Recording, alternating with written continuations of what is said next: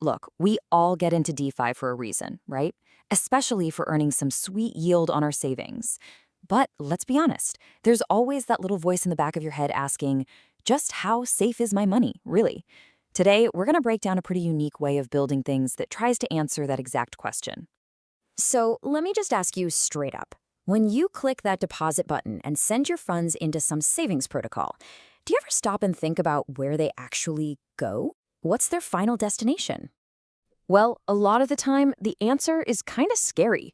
Your funds get dumped into one massive shared liquidity pool.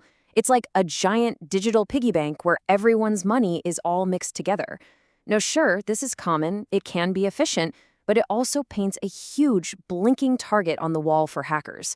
One little crack in the armor, and poof, the entire thing can be emptied out.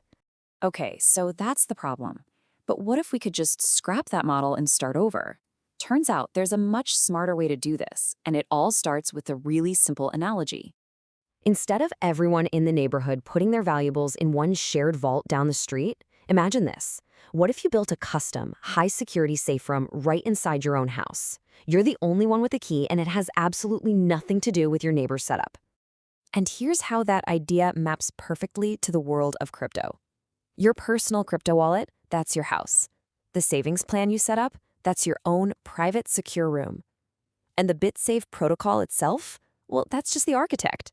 It provides the master blueprint for building the room, but it never holds the key, and it certainly never steps inside. So how do you actually build this secure digital room? Well, it's all possible because of a really cool concept called a parent-child smart contract architecture. Here's how it works from your side, step by step. First, you decide the rules for your savings plan. You know, how much, for how long, all that stuff.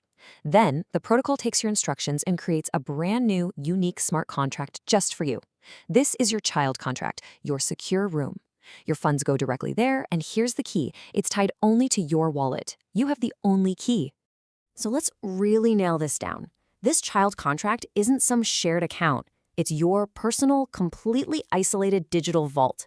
It exists for one reason and one reason only, to hold your funds based on your rules. And nobody can get that money out without your permission.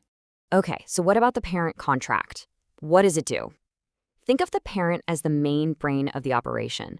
It's the rule book, the administrator. It tells all the individual child contracts what to do. But, and this is the most important part, it never, ever, ever holds your funds. The parent contract stays busy, but it manages things from a distance. It's the thing that calculates your rewards, keeps an eye on your due dates, and handles any penalties.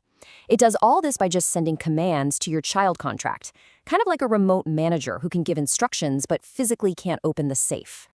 So, when you put all of this together, what do you get? Well, for a potential hacker, you get a complete and total nightmare. And this, right here, is where the design really shows its genius. I mean, this slide says it all, right? The old way gives you one big, juicy target, an all-or-nothing situation. But the Bitsave way, it creates a distributed defense. A hacker can't just blow the main vault doors open. They would literally have to break into thousands of individual safe rooms, one by one. And here's the final, most powerful security layer. This is the real kicker. Even if a hacker found some insane vulnerability in the main parent contract, it wouldn't matter. Why? Because they still can't pull funds from your child contract. Any withdrawal requires a transaction that is approved and signed by your private key from your wallet. Let's just put a number on that to see how impossible this makes things. If the protocol has 50,000 users, a hacker would need to get 50,000 individual people to approve a shady transaction. The attack surface isn't one contract anymore. It's 50,000 different people. It's just not going to happen. And hey, don't just take my word for it. It says it right there in the official documentation. The whole point is to isolate user funds. It's the core design philosophy. So, if you're going to remember just one thing from all this, what should it be? Well, it really boils down to three simple ideas: your funds, your contract, your keys. The mission behind an architecture like this is both simple and incredibly powerful. Create a system that can protect people's savings without ever needing to hold on to them. It's security through separation, not security through building a bigger wall around one giant vault. So I'll just leave you with this final question to think about.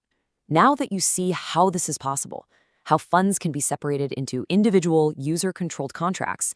Does that change how you look at the risks and the opportunities of saving in DeFi? Thanks for tuning in.